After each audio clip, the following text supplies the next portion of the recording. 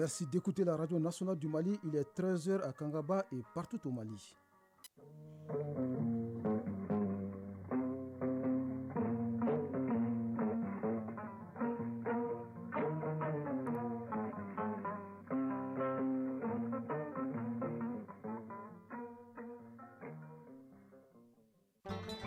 Au micro, Brahma Traoré, les titres.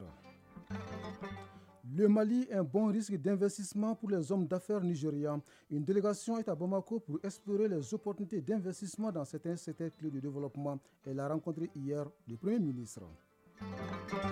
Comment relever les défis organisationnels du référendum du 18 juin prochain? C'est ce à quoi travaille l'autorité indépendante de gestion des élections. Son président rencontre les gouverneurs de région pour un exercice d'explication et d'information. Elle ravit la vedette à Pama de légumineuses pour ses valeurs nutritives et son impact positif sur notre santé. L'arachide, c'est d'elle qu'il s'agit, sert aussi à des produits de beauté et à acquérir un étranger. Une denrée aux multiples avantages à découvrir dans la chronique culture et société en fin d'édition. Sport football, le Sénégal sur le toit de l'Afrique. Il a remporté hier la finale de la Coupe d'Afrique des Nations de moins de 17 ans. Démarrage aujourd'hui des playoffs de la Ligue africaine de clubs à Kigali au Rwanda. La synthèse de l'actualité sportive en fin d'édition, c'est tout pour les titres. Mesdames et messieurs, bonjour et bienvenue dans cette deuxième édition de Mali Actualité. Des potentiels investisseurs nigérians bientôt au Mali. Les domaines clés sont les domaines ciblés sont les mines, les télécommunications et la défense. Une délégation d'hommes d'affaires du Nigeria est à Bamako pour une mission d'exploration. Elle a échangé hier avec le Premier ministre Dr Shogel Kogala Maïga autour justement des opportunités d'investissement. En tout cas, assure le chef du gouvernement, les portes du Mali sont grandement ouvertes à tout investisseur qui prend en compte les intérêts vitaux du peuple malien. On en sait plus avec Alceni Touré de la presse de la Primature. La délégation nigériane a été conduite par l'homme d'affaires nigérian en la personne de Mohamed Touré. Au Nigeria, ils œuvrent principalement dans le domaine du pétrole et de la téléphonie. Leur ambition est de trouver des créneaux porteurs au Mali, mais d'ores et déjà, ils souhaitent prospecter dans les domaines des mines, des télécommunications et de la défense. Mohamed Touré, homme d'affaires nigérian. La raison principale de notre visite au Mali, c'est d'abord venir transmettre nos remerciements au Premier ministre et à toute son équipe pour les efforts qu'ils font, et également pour approfondir les liens de fraternité entre le Mali et le Nigeria, et également essayer de voir les opportunités d'investissement qu'on a sous la main pour pouvoir travailler au Mali ici. Et nous estimons que le Mali et le Nigeria font le même pays. Et nous sommes très contents de l'accueil qui nous a été réservé par son Excellence Monsieur le Premier ministre, qui nous a rassurés de l'accompagnement de l'État malien. Il faut dire que leur venue au Mali a été facilitée grâce à l'entre-gens d'autres hommes d'affaires, cette fois-ci maliens. Tous souhaitent étudier des collaborations utiles pour le Mali. Traoré Fatouma Mbarka, femme d'affaires malienne. Ils souhaitent vraiment nous approcher et passer par nous pour les futures collaborations dans les différents départements techniques qu'ils ont soulignés, qui est le ministère des Finances, le ministère des Mines, le ministère de la Défense et le ministère de la Communication. Donc au moment opportun, ils jugeront si ces opportunités font l'intérêt du pays ou pas. Également dans la délégation, la diva Oumou Sangaré, amie de la famille du président Buhari et désormais ambassadrice de la fondation Buhari pour toute l'Afrique. C'est d'ailleurs ce trophée qui a été présenté au Premier ministre. Oumou Sangaré, artiste musicienne. La famille Buhari m'a adopté, qui m'a déjà nommé ambassadeur de la fondation de Anan Buhari pour toute l'Afrique, à cause de leur amour porté par la musique malienne par Oumou Sangaré. Pour sa part, le Premier ministre a rendu hommage à l'artiste pour sa capacité à faire rayonner notre pays. Il a ensuite demandé aux hommes d'affaires nigérians de commencer par le commencement en empruntant le circuit officiel. Dr Shogel Kokala Maïga, Premier ministre. Leur compagnie, je souhaite qu'ils adressent une lettre officielle au Premier ministre en citant tous les domaines. Et comme ça, je vais les orienter vers les ministres techniques. Ils vont les inviter pour discuter avec eux. Par rapport aux 4 sujets qu'ils ont abordés, ils seront orientés vers le ministre des Mines, ils seront orientés vers le ministre de la Défense, ils seront orientés vers le ministre des Télécommunications et bien entendu vers le ministre de l'Économie et des Finances. Mais tout ça, je rendrai compte bien entendu, au chef de l'État. En cette période de crise que traversent nos pays, l'investissement est toujours la bienvenue pourvu qu'il soit régulier et utile en tenant compte des intérêts du pays et en respectant les lois et règlements en vigueur. Et parlant de loi Alceni Touré, nous partons au Conseil national de transition qui vient d'examiner et d'adopter 3 projets de loi, parmi lesquels celui relatif à la ratification de l'ordonnance portant création du Conservatoire des arts et métiers multimédia Bala-Fasségué Kouyaté. 20 ans après sa création, cette école n'avait pas de statut. Une insuffisance désormais corrigée grâce à l'adoption de ce projet de texte. Et un autre projet de loi majeur adopté par les membres du CNT concerne l'usine malienne de produits pharmaceutiques.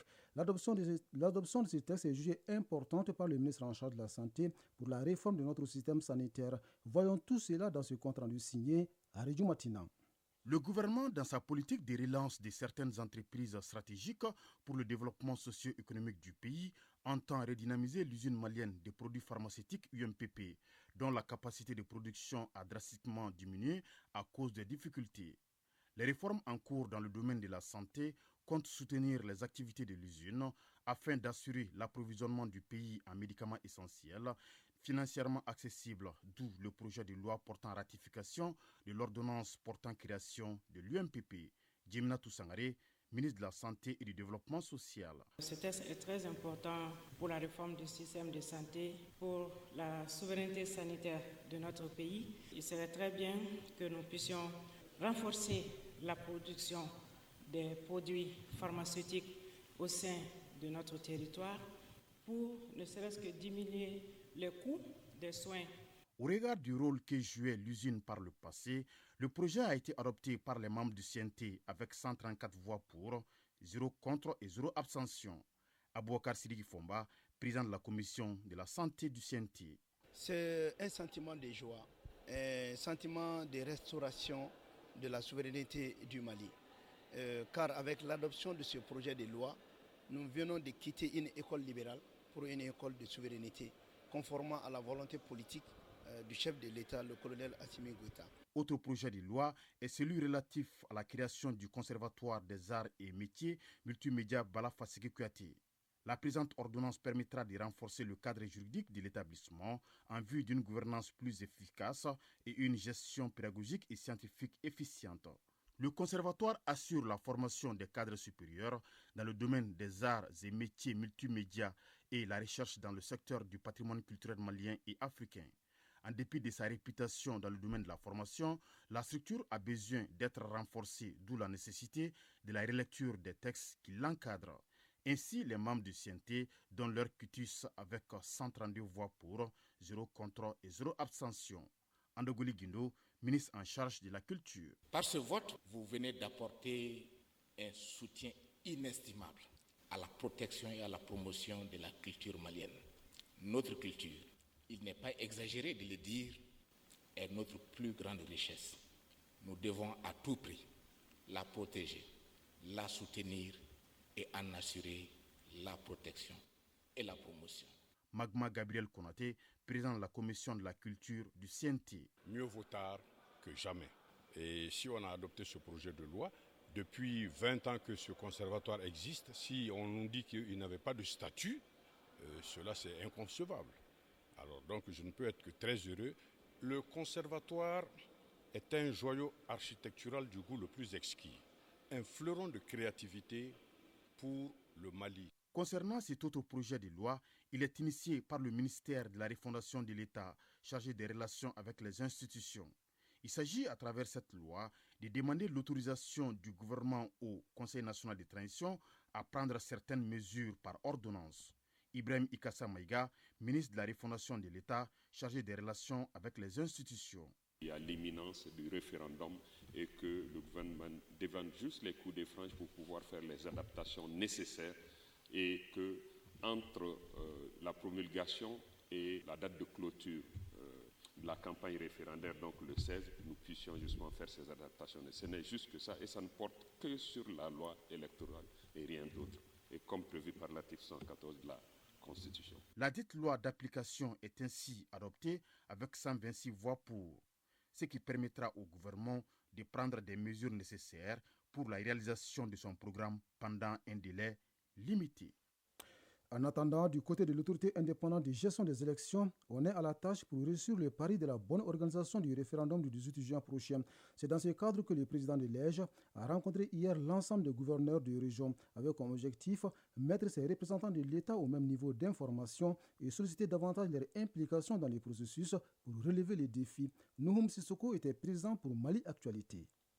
Le président de l'EJ, autorité indépendante de gestion des élections face au gouverneur de région, pour mieux préparer le terrain en prélude aux futures échéances électorales. L'exercice consiste à mettre en exergue les liens de collaboration entre l'administration générale et les démembrements de l'organe chargé d'organiser les élections. Moustapha Cissé, président de l'EJ. La loi électorale qui a créé l'autorité indépendante de gestion des élections a créé une grande passerelle entre l'EJ, autorité indépendante de gestion chargée de la gestion de l'ensemble du processus des opérations référendaires et électorales, mais aussi a donné des prérogatives assez importantes au ministère de l'administration territoriale, notamment les prérogatives d'appui à l'EJ, à l'effet de pouvoir accomplir sa mission de façon assez clairvoyante. Nous avons des coordinations de l'EJ au niveau des régions, au niveau des cercles, au niveau des communes et au niveau de l'étranger également, dans les ambassades et consulats, pour échanger avec eux, pour essayer de faire en sorte que nous puissions déjà amorcer le travail de synergie que nous devons faire ensemble pour faire aboutir ces opérations référendaires pour lesquelles nous sommes à pied d'œuvre pour la tenue à bonne date du référendum le 18 juin prochain. Daouda Maïga, porte-parole des gouverneurs. C'était l'occasion pour avoir beaucoup d'explications, répondre à beaucoup d'interrogations que se posent les uns et les autres pour que ces élections soient bien conduites et se tiennent bien. Je pense que le président ainsi que les différents commissaires ont apporté des explications assez claires et des réponses nettes et précises ont été apportées aux questions des différents gouverneurs, notamment pour ce qui concerne le déroulement de ces élections. Pour le président de l'EJ, la structure est aujourd'hui dans les conditions permettant la réussite de sa mission. Moustapha Cissé. Sur des moyens propres de l'État du Mali, l'EJ a fonctionné jusqu'à ce jour et l'EJ est en train d'assumer la mise en place de ses activités et sa pleine prérogative par rapport au processus sur ces moyens financiers qui ont été mis à la disposition de l'EJ et nous en remercions les pouvoirs publics et les plus hautes autorités. Cette compréhension bienveillante, pour pouvoir accomplir la mission, il faut des moyens et ces moyens sont là. La rencontre a permis aux représentants de l'État dans les régions de connaître les commissaires de l'EJ qui s'occupent de la supervision des opérations de vote dans leurs circonscriptions respectives. Direction Koutiala et ses chiffres à retenir. Environ 6 milliards de francs CFA, c'est le coût d'un nouveau projet dénommé Communauté engagée pour renforcer l'honneur et la dignité des Maliennes. En d'autres termes, le projet Dambé. Son objectif est de promouvoir et de protéger les droits des femmes et adolescentes des 4 régions du Mali en matière d'accès aux services de santé.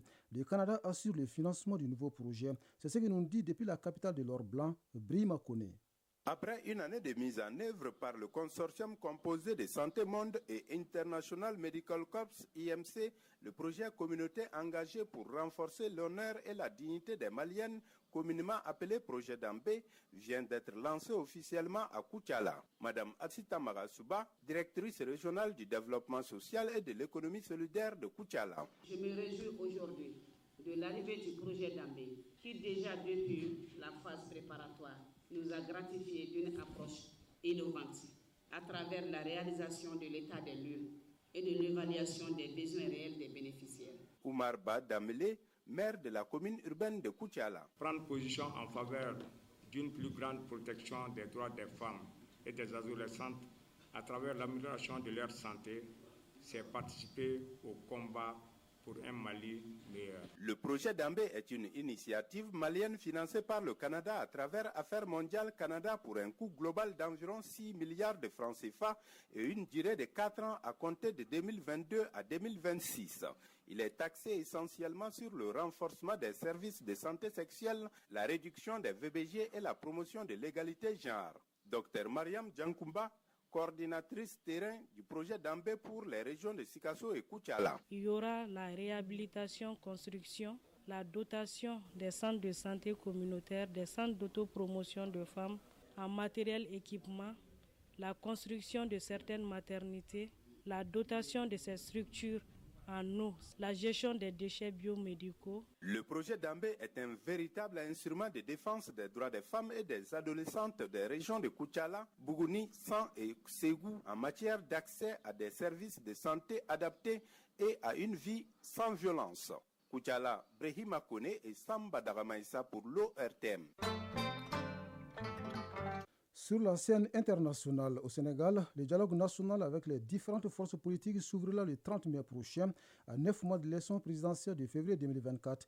Une grande partie de l'opposition, comme Ousmane Sonko, Aminata Touré ou encore Déthié Fall a déjà refusé d'y participer. Le Parti démocratique sénégalais de l'ancien président Abdoulaye Wade a accepté sous condition qu'un audit contradictoire du fichier électoral soit réalisé. Le Conseil paix et sécurité de l'Union africaine persiste. Il s'oppose à la participation des dirigeants de la transition tchadienne aux futures élections. Une position réitérée lors de la dernière réunion du CPS tenue le 11 mai dernier, dont les conclusions ont été publiées hier. Le gouvernement tchadien n'a pas encore réagi. Au Zimbabwe, plus de 4000 détenus ont été libérés dans le cadre d'une amnistie présidentielle. Cette décision a réduit la surpopulation dans plus de 50 centres de détention à travers le pays, centres qui détenaient plus de 22 000 prisonniers avant l'amnistie pour une capacité d'environ 17 000 personnes. Enfin, la Russie interdit l'entrée sur son territoire à 500 Américains, dont l'ancien président Barack Obama. C'est en représailles aux sanctions imposées contre elle par Washington. L'annonce a été faite hier par Moscou.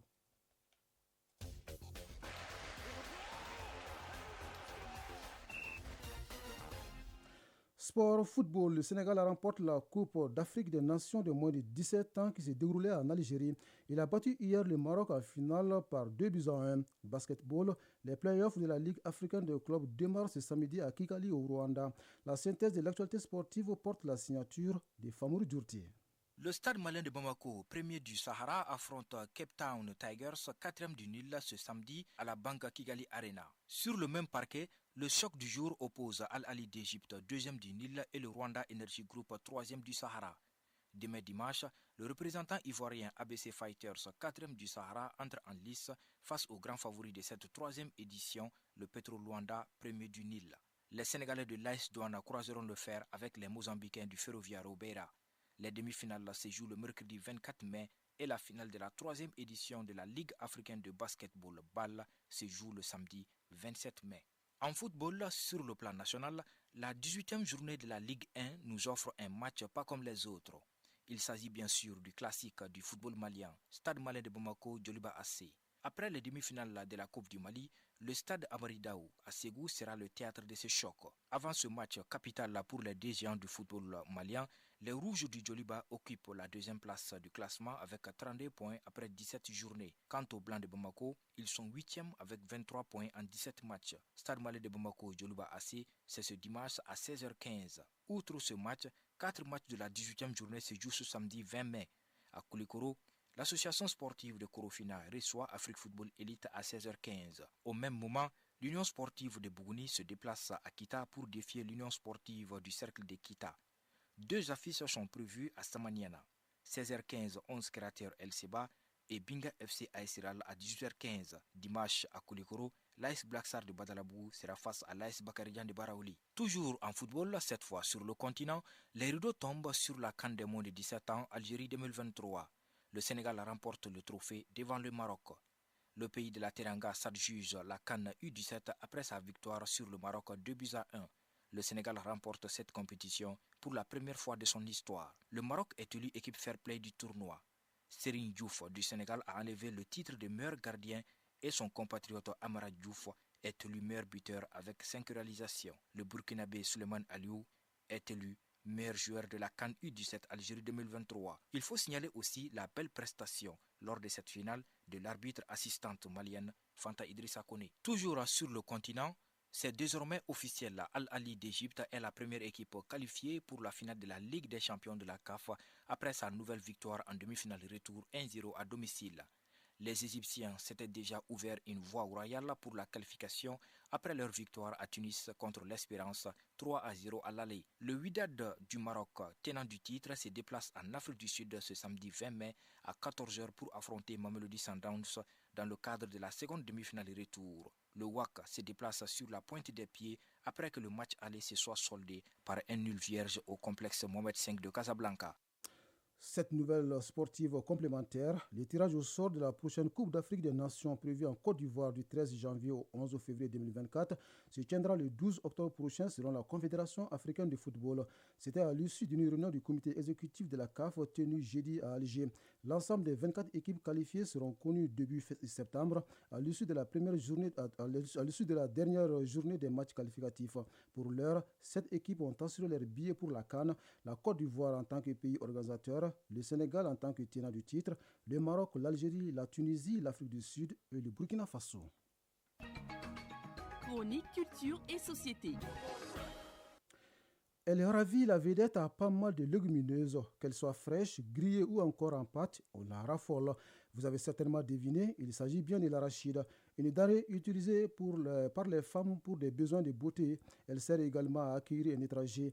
La chronique culture et société de ce samedi s'intéresse donc à l'arachide. Elle est signée Alpha Maïga. Aujourd'hui, elle est adoptée comme un élément important dans la vie économique, sociale et culturelle de certains Maliens. L'arachide, connu en Bomanengan sous le nom de tika. Salia Malé, sociologue. Dont la culture a été vulgarisée en tant que culture de rente par la colonisation. La culture de l'arachide, c'est quelque chose de grand au Mali. Kardjigué Laïkou Traoré, homme de culture. On a même créé l'opération arachide. C'était pour donner beaucoup d'importance à la culture et à la nourriture due aux arachides.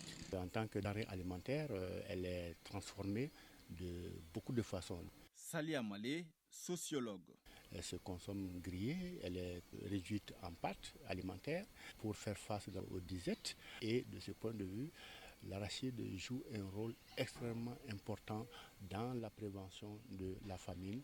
L'arachide, quand on l'écrase, il y a l'huile qui sort. Et les femmes se massent le corps avec cette huile d'arachide-là.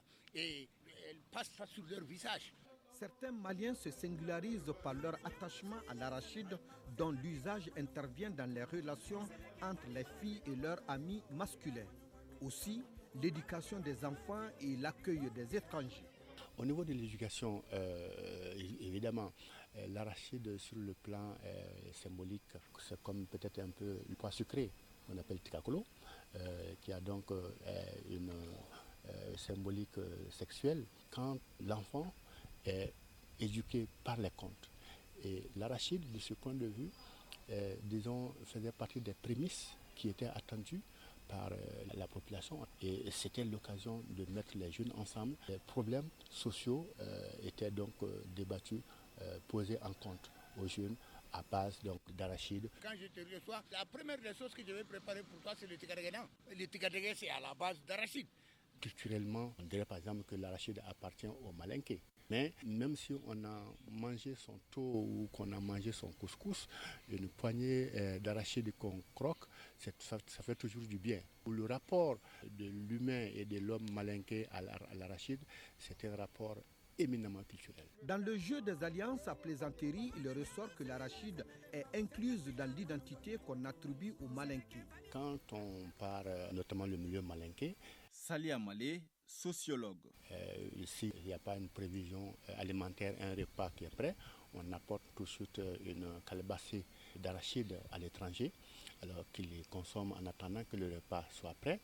Et il est également une pratique dans les sociétés traditionnelles bamanan, quand on faisait par exemple la toiture d'une maison en terrasse, l'aliment qui était disons donné à manger aux participants, aux acteurs donc de la couverture de la maison, c'était de l'arachide grillé. Cette tradition-là participait de la cohésion sociale. À travers l'arachide, on véhicule des messages et transmet des codes.